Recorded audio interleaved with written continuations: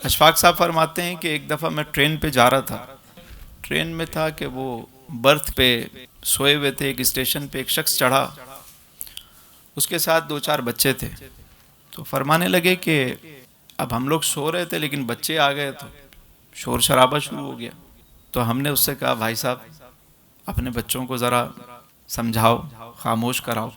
اس نے کہا ہاں میں کراتا ہوں۔ تھوڑی دور گاڑی پھر چلی لیکن بچوں کا شور مزید بڑھنے لگا، بچے کہاں، مزید شور۔ ان میں سے ایک شخص کو غصہ آ گیا جو برتھ پہ لیٹا ہوا تھا، اٹھ کے بیٹھ گیا، کہنے لگے میاں آپ کو ہم سمجھا رہے ہیں، آپ کی سمجھ میں نہیں آ رہی بات، اپنے بچوں کو سنبھالیں۔ کہتے ہیں نا جن کے بچے ہوں، اب کیا کہتے ہیں، جن کے بچے، زور جن پہ ہوتا ہے۔ اس نے کہا بھائی میں سمجھاتا ہوں، آپ غصہ نہ کریں، میں سمجھاتا ہوں۔ ٹرین چل رہی ہے، شور مزید بڑھا، کہنے اب سارے اٹھ کے بیٹھ گئے اور آپس میں کہنے لگے اس کی پھینٹی لگاتے ہیں۔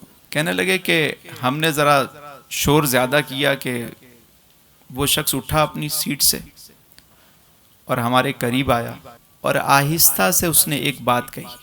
اس نے کہا آپ برا نہ منائیں، ان بچوں کی والدہ کا انتقال ہو گیا ہے، ابھی 2 اسٹیشن آگے ہم اتر جائیں گے، یہ بچے ان کو پتہ نہیں، ان کو کسی نے ابھی بتایا نہیں ہے، یہ اپنی مستی میں مست ہیں، تھوڑی دیر خوش ہو لینے دیں ان کو، ابھی 2 اسٹیشن بعد انہوں نے اترنا ہے اور ان کو پتہ لگے گا تو یہ سارے ویسے ہی افسردہ ہوں گے، روئیں گے دھوئیں گے۔ اشفاق صاحب کہتے ہیں کہ جب اس شخص نے یہ بات کہی تو جتنے لوگوں کا غصہ تھا وہ سارا محبت اور شفقت میں بدل گیا۔ اسٹیشن آیا تو کوئی بچے کو ٹافیاں لا کے دے رہے ہیں، کوئی کچھ کر رہا ہے، ان کی دل جوئی کر رہا ہے۔ صرف کیا تھا، ایک زاویہ چینج ہو گیا، لوگ وہی تھے، ڈبہ وہی تھا، بچے وہی تھے، اب وہ شور جو ہے وہ برا نہیں لگ رہا۔